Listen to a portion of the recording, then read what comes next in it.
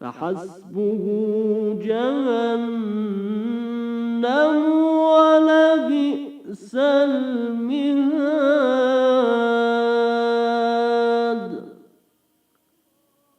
صدق الله العلي العظيم বিসমিল্লাহির রহমানির রহিম।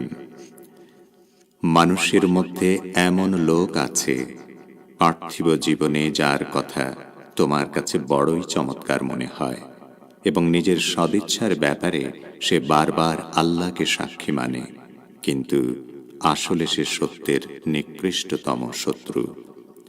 যখন সে কর্তৃত্ব লাভ করে, পৃথিবীতে তার সমস্ত প্রচেষ্টার সাধনা নিয়োজিত করে বিপর্যয় সৃষ্টি এবং শস্যক্ষেত ও মানব বংশ ধ্বংস করার কাজে, অথচ আল্লাহ বিপর্যয় মোটেই পছন্দ করেন না।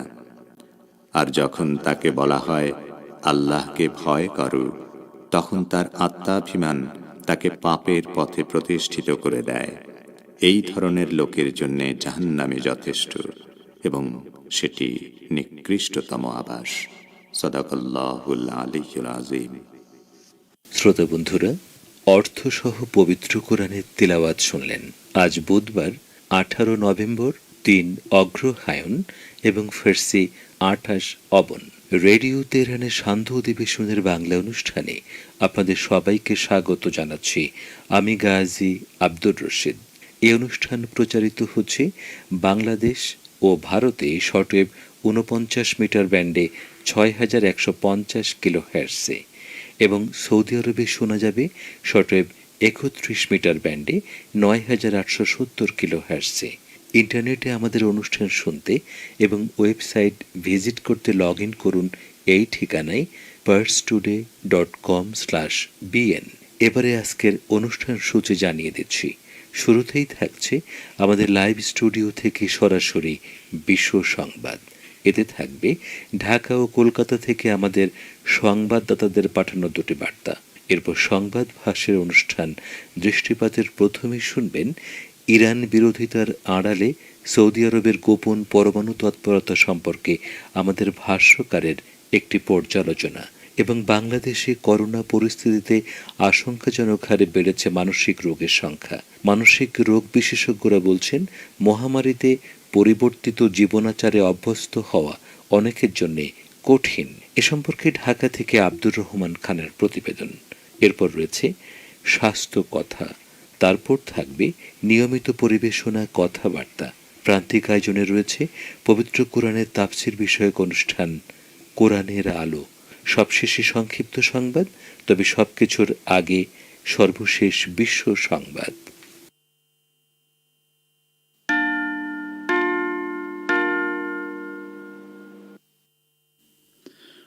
রেডিও তেহরান থেকে শুরু হচ্ছে বিশ্ব সংবাদ।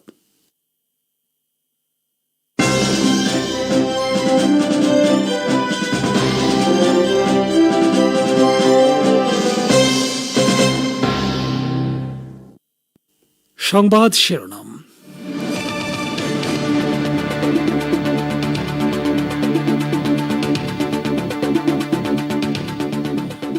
আমেরিকার বর্তমান সরকারকে গুন্ডা বললেন প্রেসিডেন্ট রুহানি। যে কোনো হঠকারিতার সামরিক জবাব দেওয়া হবে বলে তেহরানের হুঁশিয়ারি। পরমাণু বোমা বানাতে চাইলে প্রকাশ্যে ঘোষণা করুন, সৌদি পররাষ্ট্র প্রতিমন্ত্রীর বিদ্বেষী বক্তব্যের জবাবে আহ্বান জানালো ইরান। বিএনপি মানুষের অধিকার হরণের রাজনীতি করছে বলে বাংলাদেশের সেতুমন্ত্রীর অভিযোগ। বাস পোড়ানোর মামলায় 120 নেতাকর্মীর জামিন। এবং ভারত সরকার 370 ধারার অজুহাতে কাশ্মীরের মুসলমানদের জমি দখল করতে চায়, অভিযোগ সাবেক মুখ্যমন্ত্রী মেহবুবা মুফতির।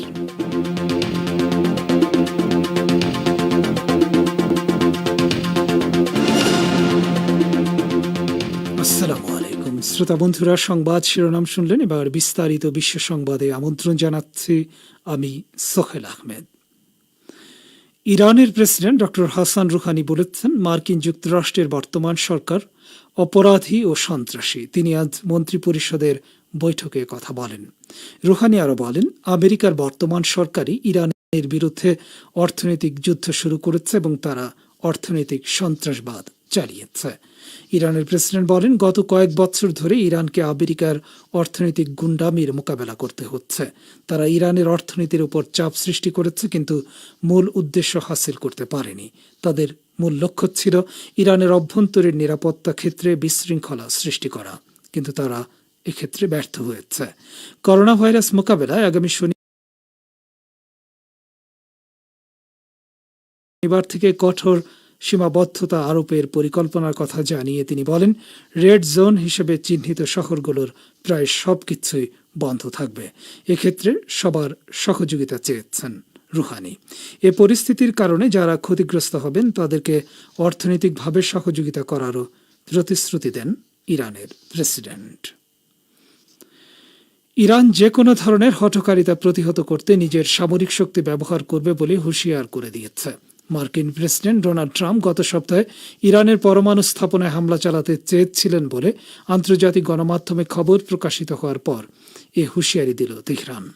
জাতিসংঘে ইরানি মিশনের মুখপাত্র আলী রেজা মীর ইউসুফি মঙ্গলবার এই সতর্কবাণী উচ্চারণ করে বলেন, ইরানের পরমাণু কর্মসূচি সম্পূর্ণ শান্তিপূর্ণ এবং পুরোপুরি বেসামরিক কাজে ব্যবহার করার উদ্দেশ্যে এই কর্মসূচি পরিচালিত হচ্ছে। তারপরও ইরানের পরমাণু স্থাপনার বিরুদ্ধে যে কোনো হঠকারী পদক্ষেপ নেওয়া হলে তার অনুশোচনা সৃষ্টিকারী জবাব দেওয়া হবে।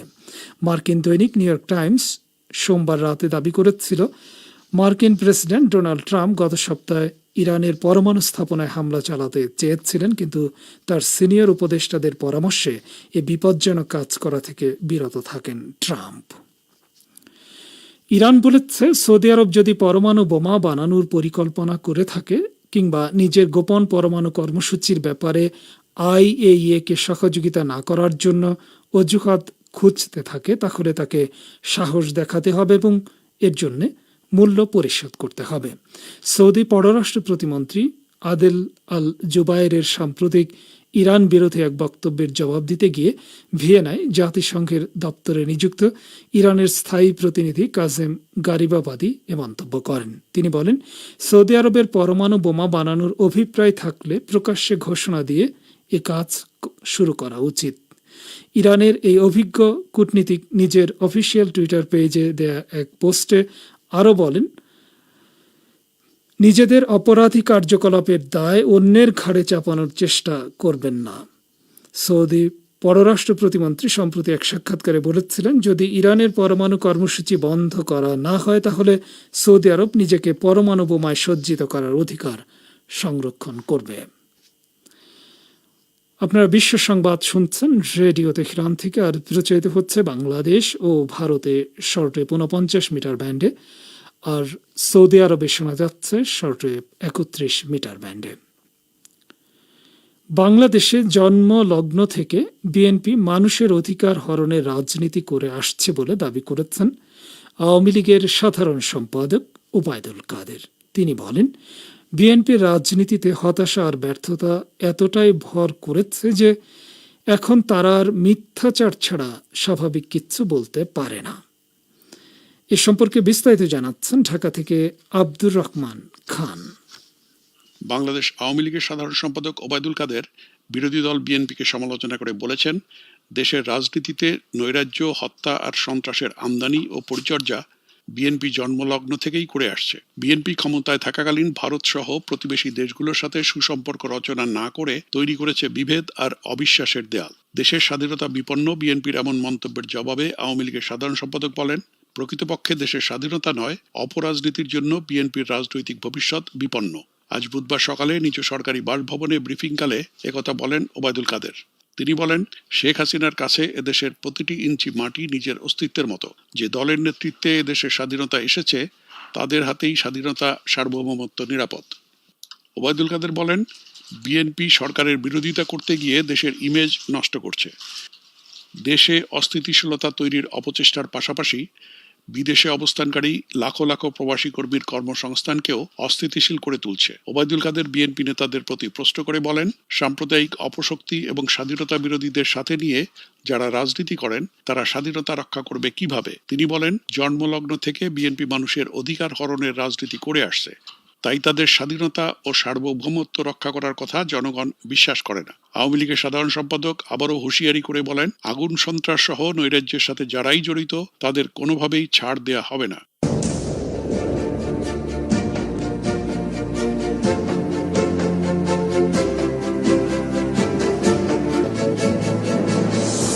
রেডিও তেহরান, খবরের সঙ্গে 24 ঘন্টা। ভিজিট করুন আমাদের ওয়েব পেজ farstoday.com/bn।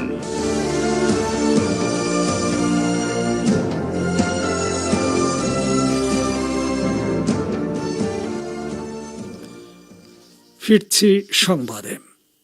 বাস পোড়ানোর ঘটনায় বাংলাদেশের রাজধানীর বিভিন্ন থানায় দায়ের করা পৃথক মামলায় বিএনপির স্থায়ী কমিটির সদস্য গয়েশ্বর চন্দ্র রায় সহ 120 জন নেতাকর্মী আগাম জামিন পেয়েছেন।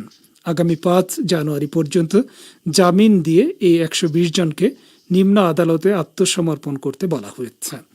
বিচারপতি হাবিবুল গনি ও বিচারপতি মোহাম্মদ রিয়াজউদ্দিন খানের সমন্বয়ে গঠিত হাইকোর্ট বেঞ্চ 120 জনের জামিন আবেদনের শুনানি নিয়ে আজ বুধবার এই আদেশ দেন। পুলিশের তথ্য অনুযায়ী গত বৃহস্পতিবার দুপুরের পর থেকে রাত 8:30 পর্যন্ত রাজধানীর বিভিন্ন এলাকায় মোট 11টি বাস পোড়ানো হয়। এসব ঘটনায় বিএনপি ও এর অঙ্গ সংগঠনের নেতাকর্মীদের দায়ী করে রাজধানীর বিভিন্ন থানায় 10টির বেশি মামলা হয়। এর বাইরে পুলিশের কাজে বাধা এবং গাড়ি ভাঙচুরের ঘটনায়ও মামলা হয়েছে। ভারতের বিহারের মুখ্যমন্ত্রী নীতিশ কুমার বিজেপির চাপে পদত্যাগ করতে বাধ্য হবেন বলে মন্তব্য করেছে শিবসেনা। আজ দলটির মুখপাত্র সামনায় এ মন্তব্য করেন।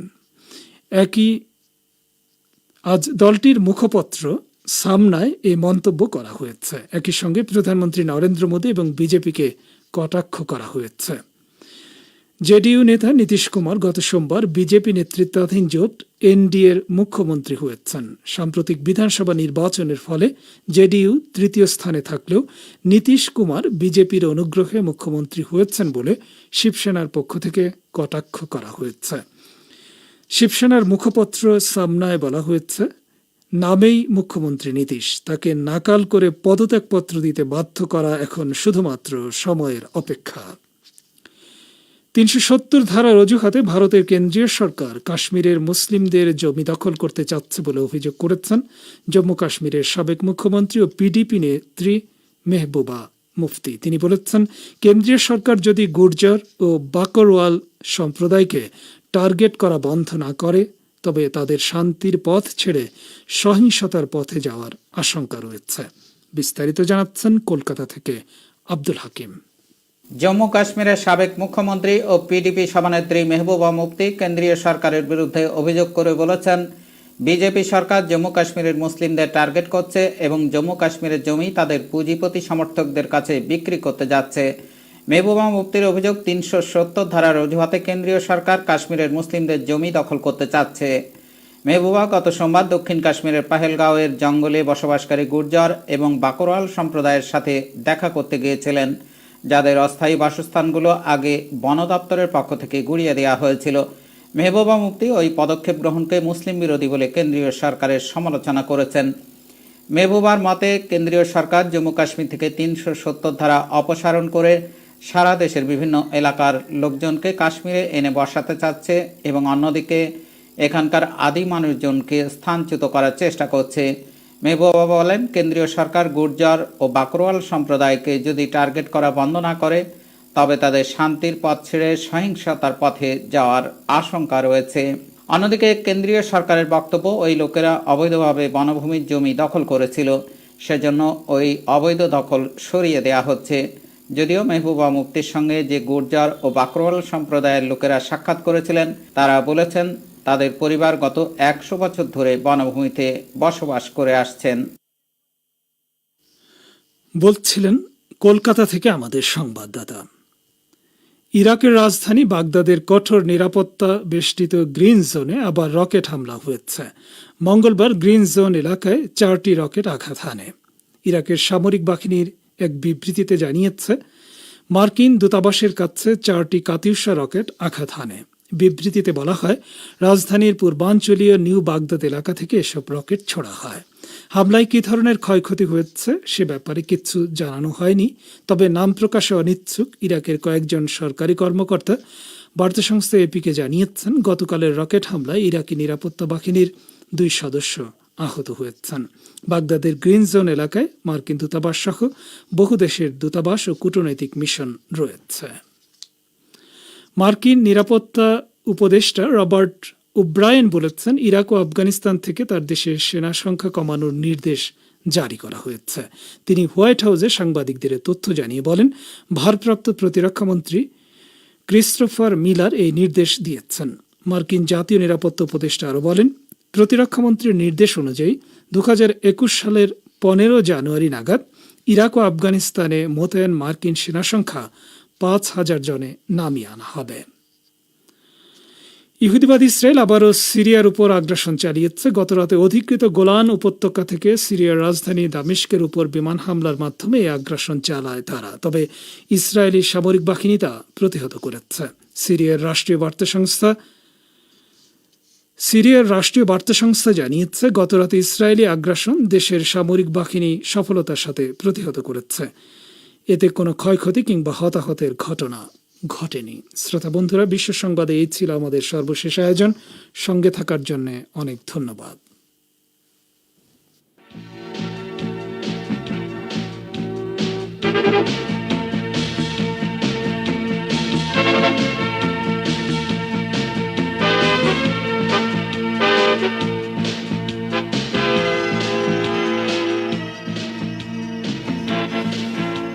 বিশ্ব সংবাদ শুনলেন রেডিও তেহরান থেকে। আর প্রচারিত হচ্ছে বাংলাদেশ ও ভারতে শর্টওয়েভ 49 মিটার ব্যান্ডে, আর সৌদি আরবে শোনা যাচ্ছে শর্টওয়েভ 31 মিটার ব্যান্ডে। এবার আমন্ত্রণ জানাচ্ছি সংবাদ ভাষ্যের অনুষ্ঠান দৃষ্টিপাতে। সৌদি পররাষ্ট্র প্রতিমন্ত্রী আদেল আল জুবায়ের সম্প্রতি এক সাক্ষাৎকারে বলেছেন, যদি ইরানের পরমাণু কর্মসূচি বন্ধ করা না হয় তাহলে নিজেকে পরমাণু বোমায় সজ্জিত করার অধিকার সৌদি আরব সংরক্ষণ করবে। তার এ বক্তব্যের উদ্দেশ্য এবং তেহরানের প্রতিক্রিয়া নিয়ে এখন রয়েছে একটি পর্যালোচনা। পড়ে শোনাচ্ছেন রেজওয়ান হোসেন। যুক্তরাষ্ট্র ও ইসরায়েলের সঙ্গে সুর মিলিয়ে সৌদি আরবের কর্মকর্তারাও ভিত্তিহীন নানা অভিযোগ তুলে ইরানের শান্তিপূর্ণ পরমাণু কর্মসূচিকে এ অঞ্চলের জন্য হুমকি হিসেবে তুলে ধরার চেষ্টা করছেন। এই প্রচেষ্টার অংশ হিসেবে সৌদি পররাষ্ট্র প্রতিমন্ত্রী আদেল আল জুবায়ের সম্প্রতি এক সাক্ষাৎকারে বলেছেন, যদি ইরানের পরমাণু কর্মসূচি বন্ধ করা না হয় তাহলে নিজেকে পরমাণু বোমায় সজ্জিত করার অধিকার সৌদি আরব সংরক্ষণ করবে।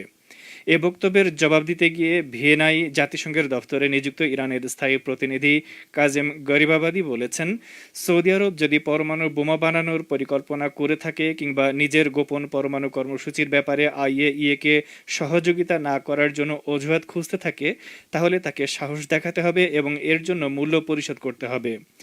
গরিবাবাদী আল জুবায়েরকে উদ্দেশ্য করে আরও বলেন, নিজের অপরাধী কার্যকলাপের দায় অন্যের ঘাড়ে চাপানোর চেষ্টা করবেন না।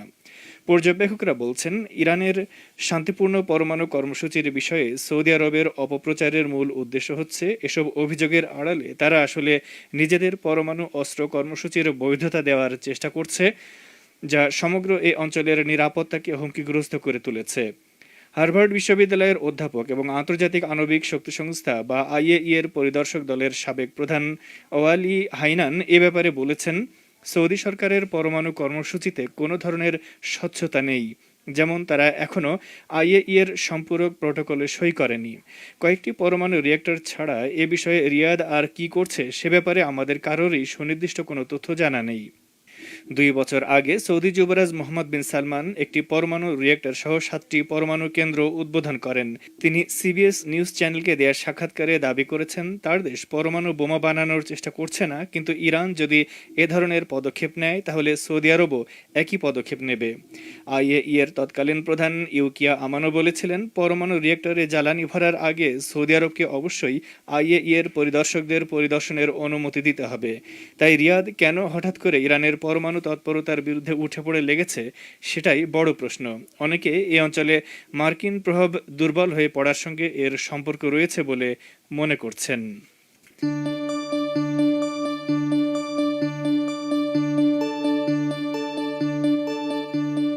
আপনারা রেডিও তেহরানের অনুষ্ঠান শুনছেন সরাসরি তেহরান স্টুডিও থেকে। ইন্টারনেটে আমাদের অনুষ্ঠান প্রতিদিন শুনুন এই ঠিকানায় parstoday.com/bn। ফেসবুক লাইভে যোগ দিন এই ঠিকানায় facebook.com/রেডিও তেহরান bn। আমাদের কাছে ইমেল করার ঠিকানা radioteheran1982@gmail.com। এবার দৃষ্টি দিচ্ছি বাংলাদেশের দিকে। করোনা পরিস্থিতিতে বাংলাদেশে আশঙ্কাজনক হারে বেড়েছে মানসিক রোগীর সংখ্যা। সরকারি হিসেবে পাবনা মানসিক হাসপাতাল ও ঢাকার জাতীয় মানসিক ইনস্টিটিউটের বহির্বিভাগে মহামারীর আগের তুলনায় এখন মাসে গড়ে প্রায় 1000 রোগী বেশি আসছে। এ সম্পর্কে প্রতিবেদন পাঠিয়েছেন ঢাকা থেকে আব্দুর রহমান খান। করোনা পরিস্থিতিতে দেশে আশঙ্কাজনক হারে বেড়েছে মানসিক রোগীর সংখ্যা।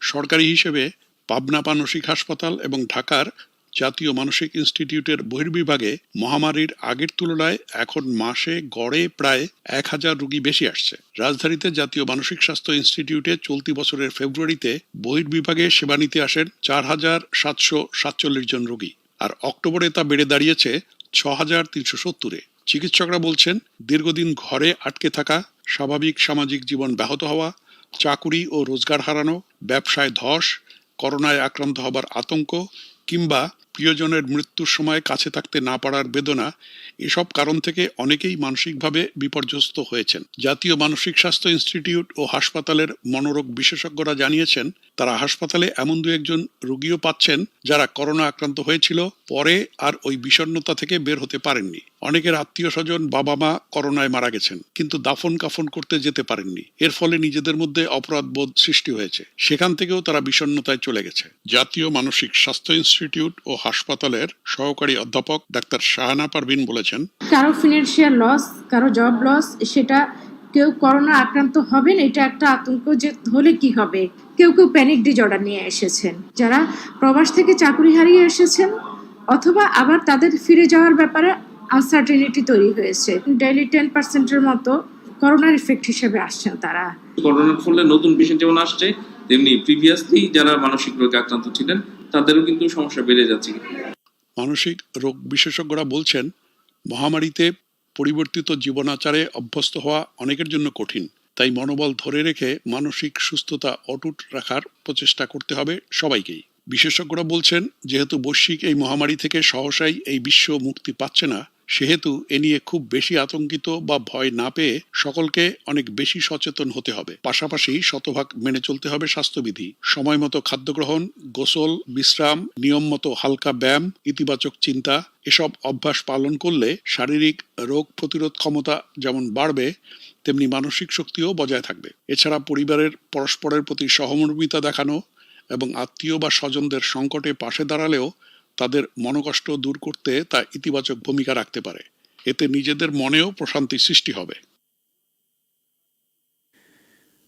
প্রতিবেদনটি শুনলেন। অনুষ্ঠানের এ পর্যায়ে আপনাদের সঙ্গে রয়েছি আমি রেজওয়ান হোসেন। শ্রোতা বন্ধুরা, এবারে রয়েছে স্বাস্থ্য ও চিকিৎসা বিষয়ক সাপ্তাহিক অনুষ্ঠান স্বাস্থ্যকথা।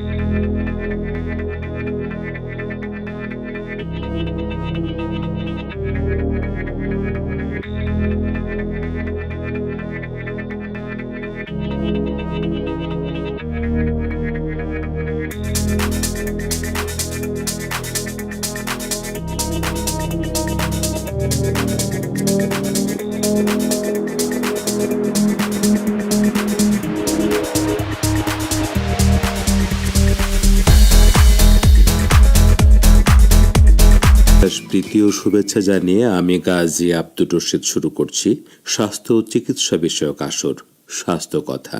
জীবনে একবারও মাথা ঘোরেনি এমন মানুষ সত্যি পাওয়া কঠিন।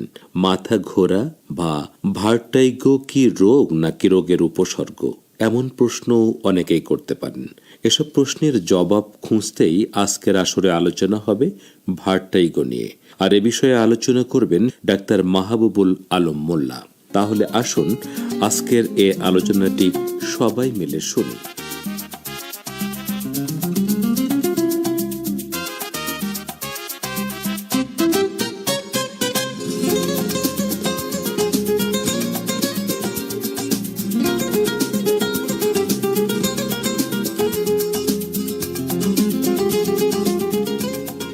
ডাক্তার মাহবুবুল আলম মোল্লা, আলোচনার শুরুতেই জানতে চাইব, মাথা ঘোরানো বা ভার্টাইগো কি কোনো রোগ নাকি রোগের উপসর্গ? বিভিন্ন রোগের এটা একটা উপসর্গ। অনেক ধরনের রোগ হতে পারে। ভার্টাইগোর অনেক কারণ, এমনকি 100-100 উপরে কারণ। একটা কারণে ভার্টাইগো হতে পারে। ভার্টাইগোটা হচ্ছে মাথা ঘোরা। মাথা ঘোরা মানে হচ্ছে হয় রোগীর মনে করতে তার নিজের মাথা ঘুরছে, অথবা মনে করতে সারাউন্ডিং তার আশেপাশের গুলো ঘুরছে। এবং অনেক রোগে, বিভিন্ন ধরনের রোগে এইটা একটা সিমটম হিসেবে দেখা দিতে পারে, যেটাকে আমরা বলি মাথা ঘোরা বাংলায়। আর একটা টার্ম আছে ডিজিনেস, ভার্টাইগো বলে, ডিজিনেস বলে। ডাক্তার মাহবুব, আপনি বললেন 100-রও বেশি রোগের কারণে ভার্টাইগো বা মাথা ঘুরতে পারে। এখন আমাদের প্রশ্ন হলো, নাক, কান বা গলার কোনো রোগের কারণে কি ভার্টাইগো হতে পারে? সাথে এটা বড় সম্পর্ক আছে ভার্টাইগো, কারণ অনেক কানের অনেক ধরনের অসুখে ভার্টাইগো হয়। এবং শুধু কানের না, নাকের অসুখের সাথে যেমন মাথার একটা সম্পর্ক আছে, তেমনি কানের অসুখের সাথেও ভার্টাইগোর একটা সম্পর্ক আছে। কানের অনেক ধরনের অসুখে দেখা যায় ভার্টাইগো। জি ডাক্তার মাহবুব মোল্লা, একটু আগেই আপনি বলেছিলেন শতাধিক রোগের কারণে ভার্টাইগো বা দুলুনি হতে পারে। তো এসব রোগের মধ্যে কানের রোগও আছে বলেও কিন্তু আপনি জানালেন। এখন স্বাভাবিকভাবেই আমাদের মনে প্রশ্ন জেগেছে, কানের এসব রোগের মধ্যে কোনো মারাত্মক রোগ আছে কি? এই বিভিন্ন ধরনের অসুখ, কানের খুব সাধারণ অসুখ থেকে শুরু করে অনেক মারাত্মক ধরনের অসুখে ভার্টাইগো হয়। যেমন বাইরের কর্ম, কানকে তো আমরা এমনি 3 ভাগ করি, বাইরের, মধ্য এবং অন্তঃকর্ম, 3 রকম। বাইরের কানে যেটা হয় আমাদের, যেমন সাধারণ ওয়াক্স বা খোল জমে যেটা, এটাতেও ভার্টাইগো হতে পারে। আবার মধ্যকর্ণ এবং অন্তঃকর্ণের বড় ধরনের অসুখেও ভার্টাইগো হতে পারে।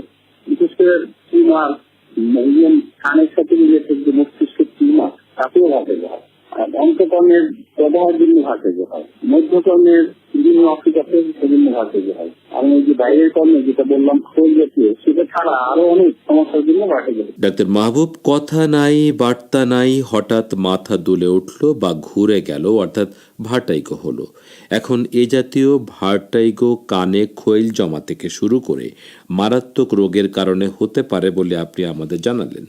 আপনার এ উত্তরের সূত্র ধরেই এবার জানতে চাইব, মাথা দুলে উঠলো বা ঘুরে যাওয়ার ধরন দেখে কি বোঝা সম্ভব কেন এটি হচ্ছে? মানে কোনো মারাত্মক রোগের উপসর্গ হিসেবে এটি প্রকাশ পাচ্ছে, নাকি কানের কোনো সাধারণ রোগের কারণে এটি দেখা দিয়েছে?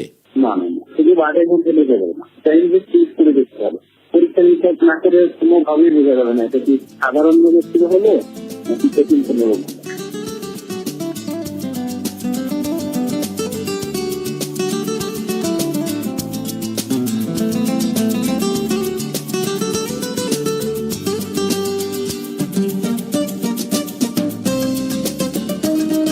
একজন রোগীর ভার্টাইগো হচ্ছে এমন অবস্থায় তাকে প্রাথমিকভাবে কি করতে হবে? ভার্টাইগো এমন একটা সমস্যা, অনেক সময় দেখা যায় যে নিজের ব্যালেন্স যেহেতু রাখতে পারে না, অনেক সময় রোগী পড়ে যায়। তো ওইরকম ভাবে হঠাৎ করে পড়ে গেলে মারাত্মক ধরনের ইনজুরি হতে পারে, যেমন হেড ইনজুরি হতে পারে, অথবা শরীরের অন্যান্য অঙ্গ প্রত্যঙ্গে মারাত্মক ধরনের আঘাত লেগে এমনকি ফ্র্যাকচার হতে পারে। এই ধরনের সমস্যা হওয়ার কারণে একজন ভার্টাইগো রোগীর সাথে সাথে হয় বসে পড়বে অর্থাৎ শুয়ে পড়বে, যেখানে থাকুক সে বসে পড়তে হবে তাকে, যাতে হঠাৎ করে পড়ে যাওয়ার কারণে যে সমস্ত আঘাত সেগুলো যাতে না হয়।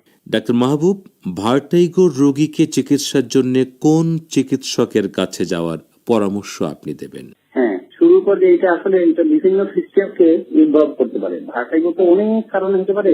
কিছু লোকাল কজ, যেমন আমাদের কানের সমস্যা থেকে হতে পারে, আবার কিছু জেনারেল কজ, সিস্টেমিক কজ যেটাকে বলি, শরীরের বিভিন্ন অর্গানের বা বিভিন্ন সিস্টেমের অসুখের জন্য হতে পারে। ইভেন ডায়াবেটিস, হাইপারটেনশন, এগুলো থেকেও ভার্টাইগো হতে পারে। সুতরাং এটা ইনভেস্টিগেশন শুরু করা উচিত অ্যাকচুয়ালি একটা ডিপার্টমেন্ট, এবং সেটা ইনভেস্টিগেট করে আবার অন্যখানে রেফারও করা উচিত, কারণ যেহেতু অনেকগুলো কারণের জন্য হচ্ছে, সেই সব কারণ দূর করার জন্য কয়েকটা ডিপার্টমেন্টকে ইনভলভ করতে হয়। একটা পার্টিকুলার কোনো ডাক্তার বা একটা বিশেষ স্পেশালিটি এটা পরীক্ষা নিরীক্ষা করে হয়তো কারণ খুঁজে নাও পেতে পারে। সেজন্য কয়েক ধরনের স্পেশালিটি ইনভলভ করলে তাহলে এটার কারণ খুঁজে পাওয়া সহজ হয়।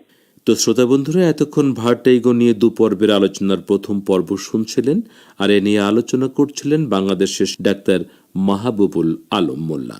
আজকের আলোচনায় কয়েকটি গুরুত্বপূর্ণ পরামর্শ দিয়েছেন ডাক্তার মাহবুবুল আলম মোল্লা। তার দুটির দিকে সবার দৃষ্টি আকর্ষণ করব। তিনি বলেছেন মাথা দুলুনি বা মাথা ঘোরা অর্থাৎ ভার্টাইগো শুরু হলে বসে বা শুয়ে পড়বেন, এতে রোগীর পড়ে গিয়ে ব্যথা পাওয়ার আশঙ্কা কমবে। এছাড়া মাথা ঘোরার চিকিৎসা একজন বিশেষজ্ঞ চিকিৎসক দিয়ে করালেই হবে না, বরং এ চিকিৎসা করাতে হবে কয়েকজন বিশেষজ্ঞকে দিয়ে।